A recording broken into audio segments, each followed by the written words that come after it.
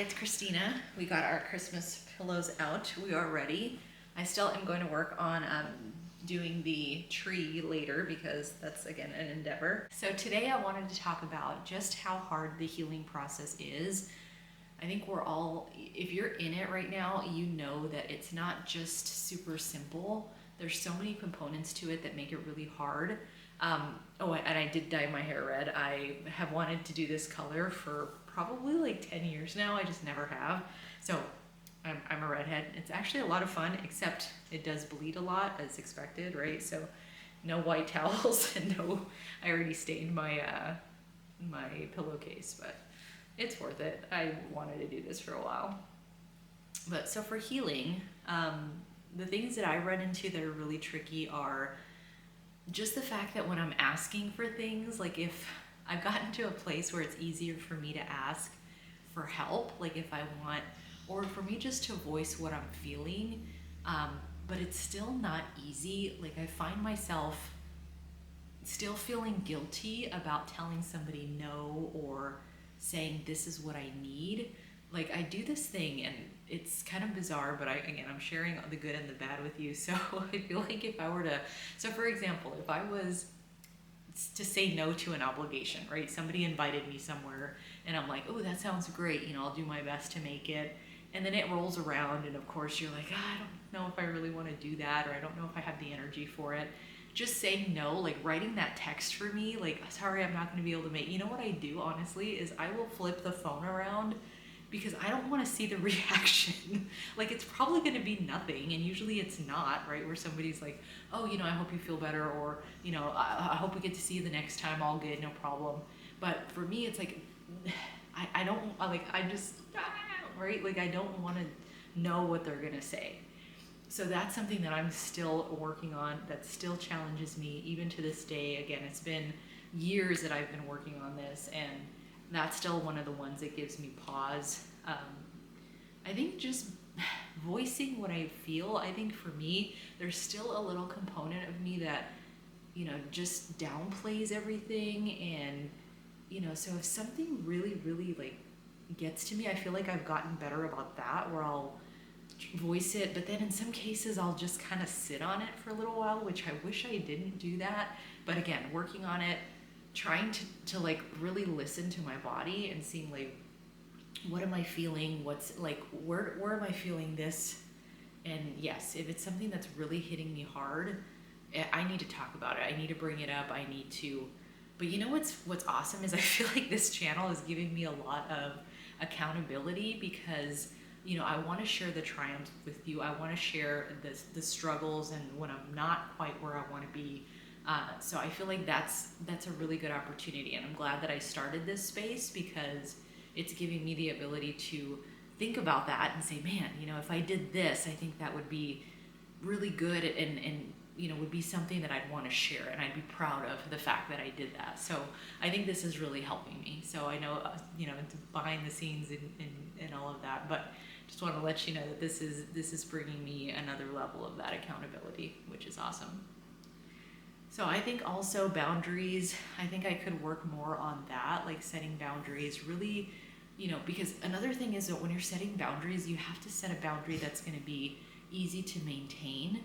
I think that's super important. You can't just say like, not going to do this. Like it actually has to be something that, you know, other people can adhere to, but also something that doesn't feel like it's completely far-fetched and outside the boundaries of what's possible, right? So that's really important as well. But yeah, I think for me and like the last few weeks have been really busy, just because we have an implementation at work and there's a lot going on. So I think that's another piece that I'm struggling with. I'm still doing my meditation every morning. So I meditate for about 20 minutes every morning, which is fantastic. I encourage you to try it if you haven't tried it, because it really gives you that ability to slow down and just kind of find that peace. Because like the last few weeks, it's been nuts. Like I've been like working probably like 8, 9, 10-hour days every day. And then usually I work on a few other things after work, make sure that the kids are fed, make sure everything's good to go there. If they need rides here and there, I'll do that. So I feel like for me, when I'm working really, really hard and it's just a lot of hours, I tend to put the personal stuff and like the self-care on the back burner. I know I did this last few weeks. So what I'm trying to do when I have, even if it's just a little bit of time, and I think that's what we need to stop telling ourselves, that we need a whole lot of time to do self-care. Like you don't, you really don't. You know, even if it's just sitting outside for, 3 or 4 minutes, like that could be your self-care, that you're actually just kind of breathing and decompressing or meditating, or even just playing with your pets. Like I have my little girl over here, and sometimes even just coming downstairs and hanging out with her, that's something that brings me joy, right? That I can feel like, oh, this is really nice, and something that I really want to continue to do. So I encourage you to find those bits of time, those little moments. And again, something that I'm working on too, because we're getting there. But I think that that's something that I run into, is just making sure that I'm making that time for myself. It's not always easy. I'm with you there. I think it's just, for me, it's in some cases, like the other night, I fell asleep at like 9 o'clock, and I never do that. I'm somebody that stays up usually till like 11:30, but I listen to my body, and I'm like, you know what? I'm so tired. Like, I'm just gonna lie down and go to sleep, and that's okay, right? So I think being able to rest without judgment, that's another one. Also making sure that I don't feel like I always need to be productive. I always need to be doing something. I struggle with, and this is, my boyfriend is such a prince with me, because I will try to lie there with him, and he's a big kind of cuddle guy, which before this relationship, there's a bird right there. My dog does not see it, but when she does, she's gonna go crazy. Ooh, okay. So yeah, so with me, he loves his his love language is touch, right? So, and for me, coming into this relationship, I was the girl that didn't like that. Like, I'd be the one that was like, I don't like to cuddle, but then he kind of introduced me to, and I think there's a big piece about, especially if you were parentified as a child, like you're in your masculine energy, and I feel like I've been in my masculine energy my whole life. So I don't even know, like, this feminine energy that that's been coming out is just so different, and in the very beginning it was so like foreign to me, and I just didn't understand it. So that's coming out, and I think there's something beautiful about that. There she goes, she saw it. She saw it. But yeah, there's something beautiful about that. Oh my god, it's not like the bird. Her heart is like, bah, bah, bah, bah, bah, bah. It's a beautiful bird. I had to get her because she was all about the bird.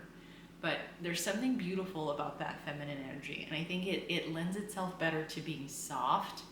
You don't have to be so defensive. You're letting down your walls. You're becoming more soft. I think that's kind of what it is. Like, it's all about safety. You're in a position that you feel like you can let go. And again, that's not something that I know that I've been used to. I think there's something really beautiful about that, when you're allowing yourself to be in that energy, being soft, allowing somebody else, like if you have somebody else that can be in their masculine energy so you don't have to be in your masculine energy, that is awesome. So that's what I've been working on, letting down the walls, allowing myself to be soft, allowing myself to be feminine, allowing myself to let go, release, and to just be. Still working on that. So yeah, I would say those are probably the majority of the things that I've been working on. Every day is, in some cases, a challenge, but every day is also a triumph. There's always hits and misses. We're working on it, and it's a lifetime. It's a lifetime of work. It's a lifetime of discovery. It's a lifetime of figuring out, how we can get to the next point, and how we can improve ourselves and be better and do better. So we'll get there. This bird is just, my dog is so mad. My dog is so mad. I encourage you to be open about discovering new things about yourself that you might not have known, and opening yourself up to trying different things. Like, again, in the very beginning, this feminine energy was very foreign to me. I did not understand it. I criticized it. I was always that person that was like, ugh, I don't need a man, I can do it myself. But you know what?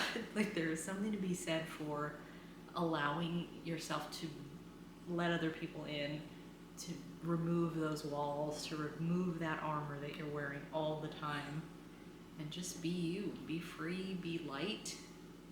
So I think there's definitely something to be said there. But I'm gonna let you go. This bird is still causing a ruckus. So I see you, and you deserve all the good things, and I'll see you next week.